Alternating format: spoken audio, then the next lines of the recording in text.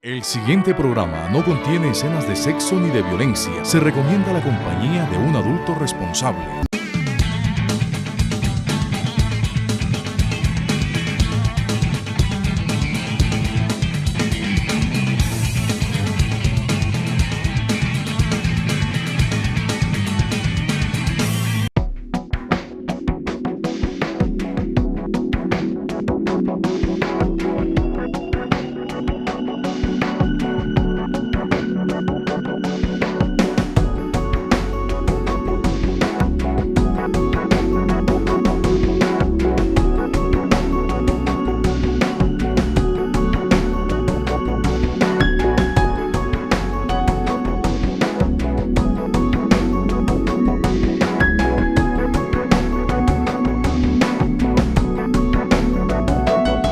Amables televidentes, muy buenas noches. Bienvenidos a Congreso y Sociedad, el programa institucional de la Secretaría General del Senado de la República. Hoy nuestro invitado es el senador del Centro Democrático, Jaime Amín Hernández.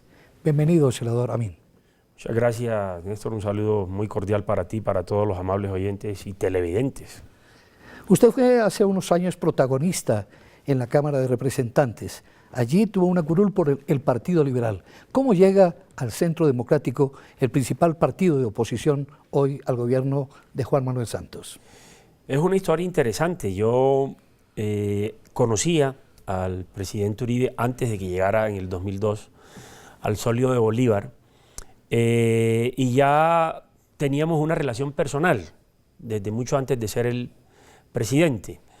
Recuerdo incluso que en algún momento me dijo, acompáñame en la campaña. Y le dije, yo estoy ya como enrutado en este tema para aspirar a la Cámara y si llego cuente conmigo, más o menos fue lo que en ese momento le dije y así ocurrió. Por ventura del destino llegué a la Comisión Primera de la Cámara de Representantes, donde habían juristas de primer orden. Recuerdo mucho a Roberto Camacho, por cierto, desaparecido tempranamente. Brillante líder brillante, un hombre exquisito, de un humor muy fino, Roberto, hombre.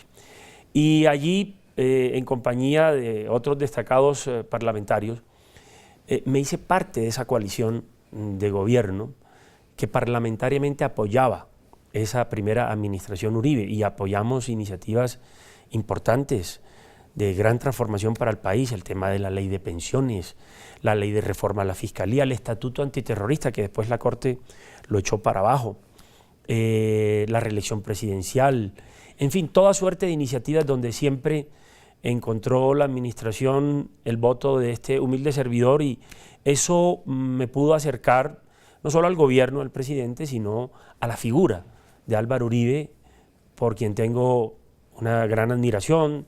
Tenemos una amistad muy respetuosa y ahora me acompañó, me invitó a que lo acompañara a esta gesta política del Centro Democrático. El único senador con trayectoria política que hace parte del Centro Democrático.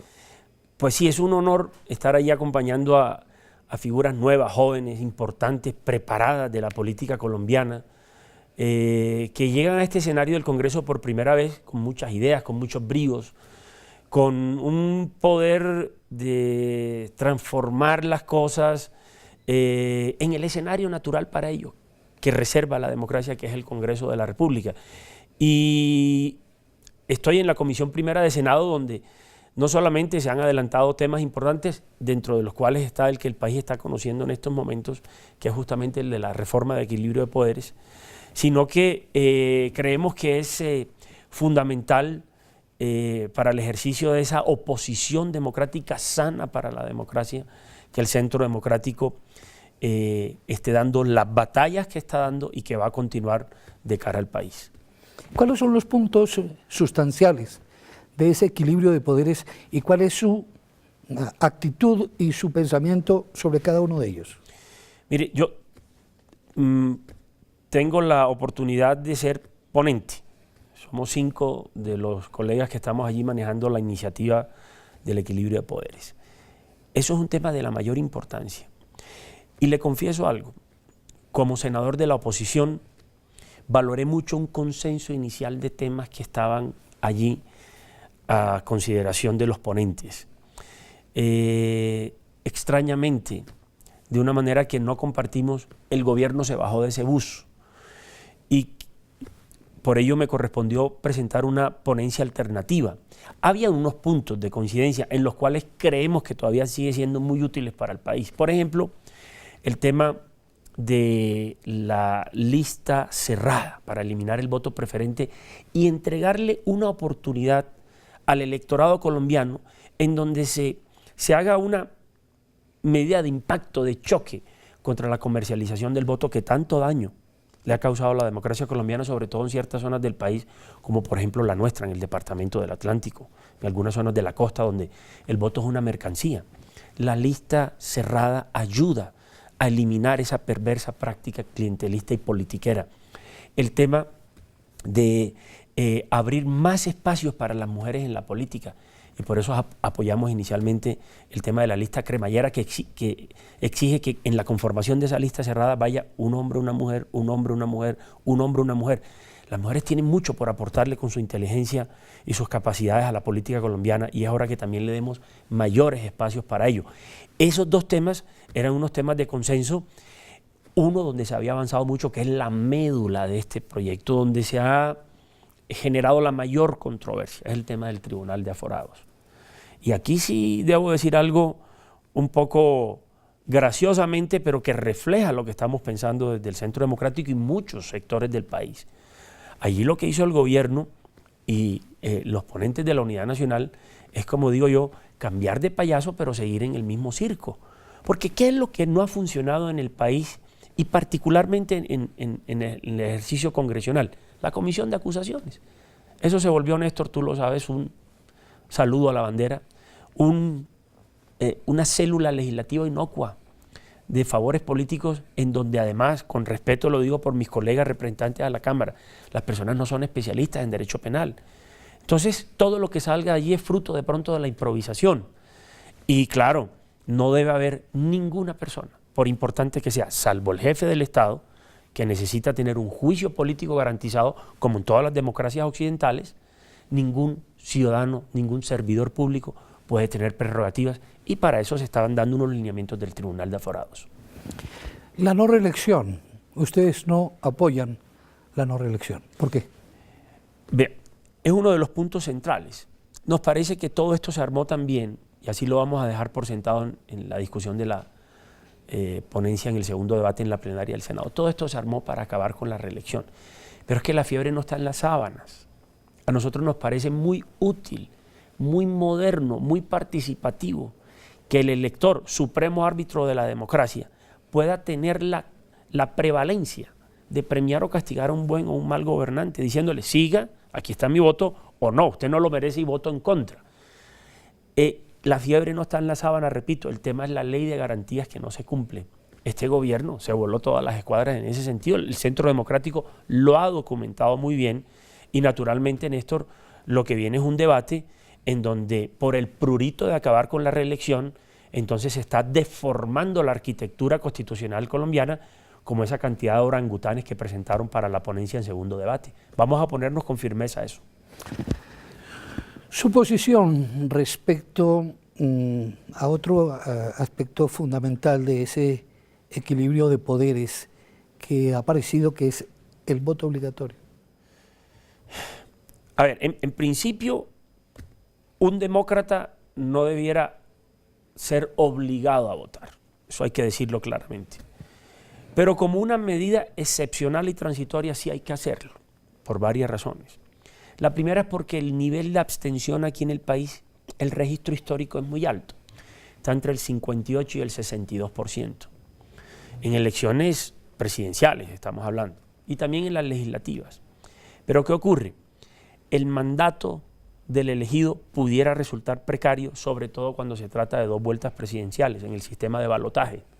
Lo que queremos hacer es procurar un escenario no de improvisación, sino de pedagogía política, en donde durante los próximos 3 periodos electorales se pueda implementar la medida del voto obligatorio, incluso con unos estímulos. Yo fui ponente de la ley de estímulos electorales, para que los jóvenes, las mujeres, las personas que de pronto tienen una aprehensión, un miedo, un temor frente a la política, un asco, por decirlo así, se acerquen también con la posibilidad de que ese ejercicio ciudadano les procure también unas facilidades, unos descuentos en el pasaporte, en la libreta militar, en los pasajes oficiales, en los pasajes de las aerolíneas oficiales, etc.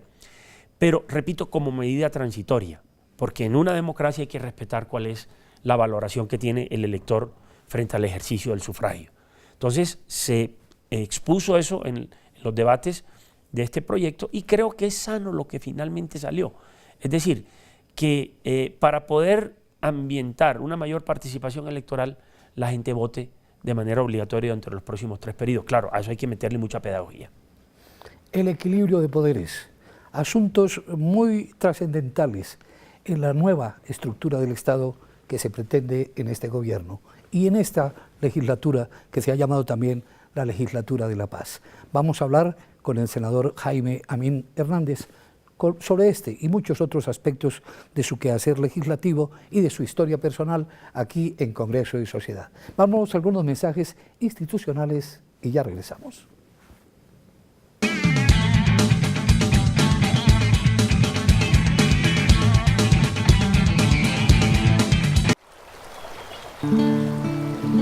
¡Ole, compadre! Venga, me ayuda a echar estos bultos al río. No, hermano. ¿Cómo que no, compadre? Eso es lo que quiere el patrón. El río quiere otra cosa. Si usted qué es lo que está tomando, compadre. Agua del río. El que nadie volverá a tomar si lo trancamos. Y le desviamos el cauce. Usted siempre me pone a pensar, compadre. Para aprovechar el agua sin afectar a nadie, cuente siempre con la autoridad ambiental.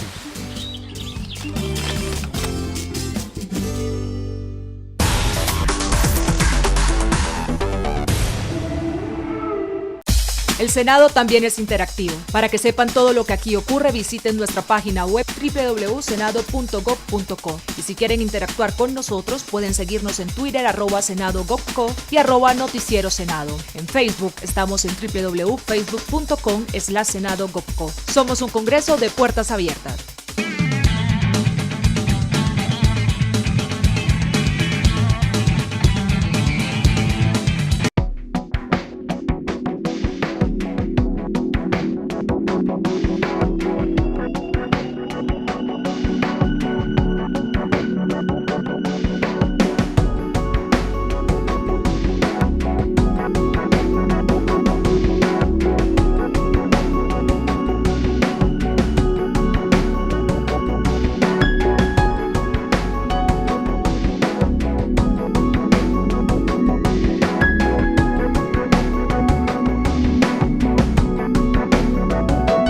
Regresamos a Congreso y Sociedad en un diálogo amable con el senador Jaime Amín Hernández.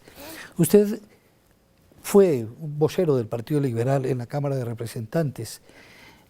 Es hijo de padre conservador. En el ejercicio del poder de Álvaro Uribe votó favorablemente a los proyectos del gobierno. Hay una mixtura filosófica política allí. ¿De dónde viene? ¿Cómo la explica? Es increíble. Esa historia familiar para mí es muy bonita. Mi abuelo materno era paisa, pues mi abuelo paterno árabe, pero mi abuelo materno había nacido en Yarumal, Antioquia. Un pueblo que, como todo el mundo sabe, era muy conservador, muy rezandero, muy religioso. Tengo unas ganas enormes de conocer Yarumal, entre otras cosas, allá en el oriente antioqueño. Y el abuelo, yo creo que le prendí el gusto de la política a él escuchando todos sus temas de cuando salió del pueblo por aquellas monsergas de los jerarcas de la iglesia y tal, como liberal racamandaca que era el abuelo, y se va, ¿no?, del pueblo, y al abuelo siempre le gustó la política, y entonces llega, mi madre, liberal también como su padre, mi abuelo, se casa con mi papá Juan, que es no conservador, como decimos. Mi papá es laureanista. Mi papá es un hombre, es un lector voraz. Fue 2 veces alcalde del pueblo. Le encanta la filosofía, es estudioso, tiene 88 años, pero una lucidez mental, gracias a Dios, impresionante, una salud física envidiable. Entonces, esa mixtura, como dices tú, de un abuelo liberal al que yo le escuchaba esas historias. Recuerdo mucho cuando me habló del famoso Bogotazo, cómo se vivió en el pueblo, etc. Y por otro lado, mi padre, árabe, ¿no? Con esa ascendencia conservadora tan fuerte, se casa con mi madre liberal, entonces de ese matrimonio, ¿no? En donde se hablaba de política a toda hora, y yo pertenezco a una familia numerosa, somos 9 hermanos, y salí como con esa vena de la política. Creo yo que fue por esas historias que yo le provocaba a mi abuelo y a mi padre, que me contaran todo eso. Me comenzó encantando toda la historia política de Colombia, todos los antecedentes de la Constitución del 86, y allí fue como naciendo todo ese interés mío de la política, hasta que se me dio la oportunidad primero de ingresar al sector oficial, pues soy abogado con 5 especializaciones, y luego ya al ejercicio propiamente proselitista de la política. Para mí es un honor y un privilegio representar a mi departamento, al Atlántico. Le recuerdo muy a propósito una frase que se escucha mucho en los pueblos de Antioquia: para godos los liberales de Río Negro. Para godos los liberales de Río Negro, sí señor. El abuelo era un hombre exquisito, un paisa que todo lo echaba en dichos, en aforismos, era exquisito realmente el abuelo, y le debo a él ese gusto por la política, siempre lo he sabido, siempre lo he sabido. ¿Usted como funcionario público fue secretario privado de la Gobernación del Atlántico? Sí, trabajé con 3 gobernadores, eso me acercó mucho a la realidad de la provincia, del departamento, sus necesidades en cada uno de los puntos. Esto es un número que lo cito textualmente, pero también como un privilegio que me regaló la vida y la deferencia de los gobernadores con los que trabajé. Fui 194 veces gobernador encargado del departamento, conozco pues ese cargo, lo conocí muy bien. De hecho me lancé a la gobernación, Dios no lo quiso así, pues que fuese el gobernador a pesar de tener esa experiencia, esa preparación, y me dediqué luego a mi ejercicio profesional como abogado, consultor, litigante, y hasta que se presenta nuevamente este escenario maravilloso de acompañar las propuestas de Álvaro Uribe desde el Centro Democrático, donde estamos defendiendo lo que piensa la mitad del país, que son nada más y nada menos que 7 millones de votos en cabeza del Centro Democrático de Oscar Iván Zuluaga, y entonces tenemos una gran responsabilidad frente al país de seguir peleando porque se puedan instrumentalizar todas aquellas acciones de gobierno que hubiese sacado adelante el gobierno de Zuluaga. ¿Cómo actúa la bancada senatorial del Centro Democrático? Se ve que hay mucha preparación para los debates y que hay mucho estudio de los temas. Néstor, yo creo que el mayor aporte en lo formal que le estamos haciendo desde el Centro Democrático al país y al ejercicio de la política en el país es la manera estudiosa, disciplinada, seria, coherente con la que estamos manejando el tema de nuestra presencia en el Parlamento colombiano. Eso no lo había visto Colombia. Hay en los 39 parlamentarios 20 senadores y 19 representantes expertos en todos los temas. Entonces hay voceros en las distintas áreas. Nos reunimos todos los días tenemos un desayuno de trabajo, un almuerzo de trabajo. Cuando la jornada en la noche se levanta temprano las plenarias, nos vamos siempre a un hotel de Bogotá a seguir trabajando, o en las instalaciones del partido. Es decir, son jornadas intensas de 12, 14, 16 horas de trabajo todos los días. Fíjese, por ejemplo, me decía graciosamente un colega de otro partido que ellos se reúnen, porque así lo establecen, un par de veces al mes. Nosotros tenemos reuniones diarias 2 y 3 veces al día, ¿no? Para debatir, para mirar, para corregir errores, para buscar dónde fallamos, qué vamos a preparar para mañana, quién es el vocero. Ese ejercicio serio, responsable, disciplinado de la política, yo creo que le va a marcar la pauta al país en los próximos años. El tema de la paz es el tema capital, el tema que está en la boca de todos los colombianos, todos los días y a toda hora. Usted dijo alguna vez, el presidente Santos le tendrá que decir al país que no van a venir al Congreso los guerrilleros gratis y que además no se van a quedar impunes los crímenes y que no va a haber quien no pague un solo día de cárcel. Le voy a contar una anécdota, Néstor, usted que es un hombre estudioso y de medios. esto no lo conoció el país, pero es bueno que lo sepa hoy. La única vez en sus 3 meses casi de mandato en que Santos tuvo la oportunidad de reunirse con 3 congresistas del Centro Democrático fue precisamente en Barranquilla, mi ciudad, donde me acompañaron 2 senadores de la costa. Era para un tema del Río Magdalena y de la bancada Caribe. Ese día yo tuve la oportunidad de decirle a Santos algunas cosas que repito hoy aquí. Le dije, presidente, no se equivoque, el Centro Democrático no es enemigo de la paz. El Centro Democrático quiere la paz, pero tiene unas profundas diferencias conceptuales y de manejo y de fondo frente a lo que están ustedes dialogando en La Habana. No nos pueden situar como enemigos de la paz. Los únicos enemigos de la paz en Colombia y en el mundo son los fanáticos, los terroristas, los locos. Pero toda persona cuerda quiere la paz, nosotros la queremos. Pero una paz que no pase por la impunidad. Una paz que le garantice un escenario posconflicto al país en donde no se repitan los errores. Una paz en donde no se revictimice a quienes han sufrido la guerra, como estamos viendo en ese desfile de víctimas por la mesa de La Habana, que nos da pena, que nos da vergüenza. Y sobre todo, lo más importante, que le dije yo al presidente Santos en su presencia, dígale al país que los 2 temas centrales que ya usted tiene acordados en La Habana, dígaselos al país, que son: 1, que no va a haber ni un solo día de cárcel para ellos. Si esa es su decisión, dígaselo al país. Y 2, que usted también le va a entregar, como parte de esa negociación, curules gratis a la gente de la FARC. Entonces, creo que es un acto de elemental coherencia política y de valor civil el que Santos le diga eso, que es lo que está esperando el país. Se lo estamos diciendo desde el Centro Democrático una y otra vez, pero no para repetir una monserga y un prurito y otra vez viene la gente del Centro Democrático, no. Nosotros queremos la paz, pero una paz negociada, sí, también, con unas condiciones mínimas, un respeto por la población civil, que no sigan atentando contra la infraestructura productiva del país. Son condiciones mínimas, lo repitió el presidente Uribe en estos días. Yo sí tuve intentos de paz, pero con unas condiciones. ¿Y por qué no se dieron? Porque no me validaron las condiciones, no estaban de acuerdo con ellas. Bueno, un diálogo sobre la realidad del país, sobre el proceso de paz, sobre el Centro Democrático y su actitud ejemplarizante en el escenario de este nuevo Congreso, con el senador Jaime Amín Hernández. Vamos a algunos mensajes institucionales y ya regresamos aquí a Congreso de Sociedad.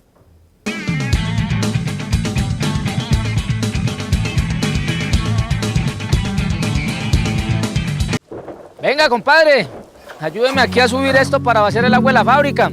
¿Para qué? ¿Para seguir contaminando? Eso del río aguanta. Camina, le muestro. ¿Ha vuelto a ver peces? ¿Se ha podido bañar aquí?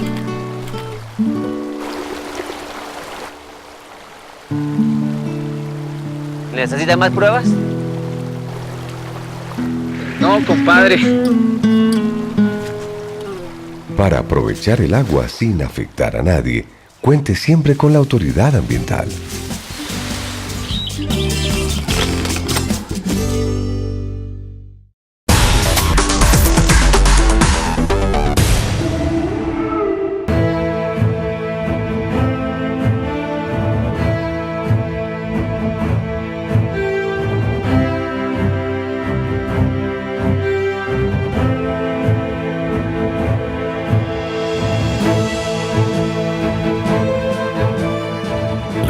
No solo te unta a ti, también unta a tu familia. Trabajemos juntos por una Colombia con la moral en alto. Colombia, una nación correcta, no corrupta. Un mensaje de la Procuraduría General de la Nación.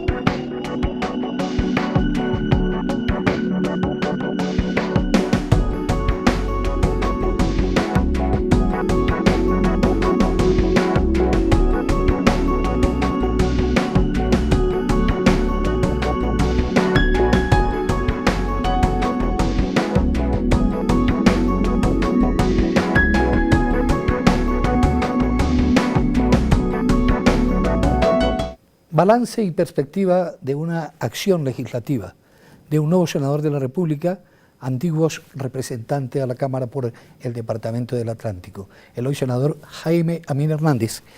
3 leyes fundamentales: la ley del habeas data, el acoso laboral y la ley de los consumidores, son parte de su gestión, de su balance en el Congreso. Cuéntenos de ellas. Sí, esas son 3 leyes que son de mi autoría. La ley de habeas data para permitir que millones y millones de colombianos salieran por fin de ese calvario, de ese suplicio que eran las listas negras de Datacrédito, Covinog y la Cifin, y que no les permitía tener una segunda oportunidad de crédito. Eso se acabó porque la ley de habeas data, para proteger sus datos personales y su buen nombre, le permite tener una segunda oportunidad de crédito. Y fueron casi 7,5 millones de colombianos los que se favorecieron con esa medida. Vamos a actualizarla inclusive. La ley de los consumidores, que lo presentamos con Ariel Armel, para que los estudiantes de Derecho pudieran hacer su último año de judicatura en las ligas de consumidores y en todas las entidades vigiladas por el Estado. La ley de acoso laboral para regular las relaciones entre patronos y trabajadores y que estos no abusaran de su condición preponderante, ¿no?, como empleadores. Y una muy importante también, la ley de los huérfanos del SIDA, para que no solamente se celebre el 7 de mayo como Día Mundial de los Huérfanos del SIDA, sino que el Estado le brinde protección a quienes han perdido a su padre y a su madre y quedan sin ninguna protección y sin ningún futuro. Los huérfanos, la ley de huérfanos del SIDA, autoría nuestra, también le permite esa posibilidad a los infantes en Colombia. Bueno, del diario vivir de los colombianos surgen muchas iniciativas para solucionar problemas latentes, cotidianos. Usted ha presentado recientemente 2 proyectos de ley del Congreso de máxima importancia. Háblanos de ellos. Pues un tema de mucha actualidad y muy doloroso, el tema del abuso a los menores, de los pederastas, de los que infringen de manera brutal la defensa de los niños, de los valores de los niños. Nosotros estamos proponiendo que el Congreso legisle de manera mucho más severa, eliminando completamente de la legislación penal, Néstor, cualquier atenuante, cualquier medida que pueda estimular esta perversa decisión de quienes violan lo más sagrado, que es la integridad de un menor. Entonces creo que vamos a encontrar mucha cabida en el Congreso para legislar contra los pederastas y los violadores de los menores. Es una exigencia superior que vamos a hacerle al Congreso en defensa de los niños de Colombia. Y el otro tema también es darle protección a los discapacitados en Colombia, reglando, normativizando el tema de los parqueaderos. Hoy en día usted ve que en las grandes superficies, en todos lados, hay unos parqueaderos reservados para las personas discapacitadas, pero no se respetan. Entonces vamos a ponerle normas, sanciones, expedición de permisos, para que los derechos de los discapacitados en Colombia se hagan valer. Eso va a ser 2 temas que estamos proponiendo en esta legislatura y que esperamos que se conviertan en leyes de la República. Finalmente, senador Jaime Amin, usted rompió un récord Guinness como encargado de la Gobernación del Atlántico y fue aspirante en una o en 2 ocasiones. En una ocasión. En una ocasión a la gobernación. Hay un sueño, un deseo de llegar a esa posición. ¿Llegará a ser gobernador del Atlántico? ¿Buscará esa oportunidad? ¿Y para qué quiere ser gobernador del Atlántico? Yo siempre le agradecí y le agradezco infinitamente a Dios que me haya dado unas posibilidades, unas aptitudes de servicio público. Creo que nací para eso. Trabajé con 3 gobernadores, tuve el inmenso honor de ser representante de la Cámara, ahora estoy en el Senado acompañando al presidente Uribe al Centro Democrático. No descarto en esta vida pública que pueda haber mañana, siempre que mi actividad esté signada por el servicio a los demás. Creo que hay que dignificar la política, creo que hay que abrir espacios para la gente, creo que hay que acercar el servicio público del ciudadano para que la gente no sienta aprehensión frente a los temas coyunturales o nacionales, y eso solamente lo puede hacer la política. Desde lo local o desde lo nacional, siempre verá la gente del Atlántico y de Barranquilla en Jaime Amin una persona que puede seguir sirviendo. Bueno, muy amable por su presencia aquí en Congreso y Sociedad, senador Jaime Amin Hernández.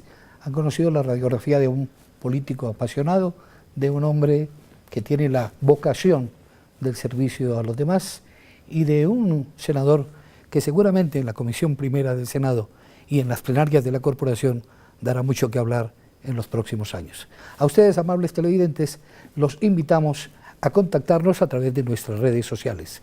Los esperamos aquí, en Congreso y Sociedad, en una próxima oportunidad.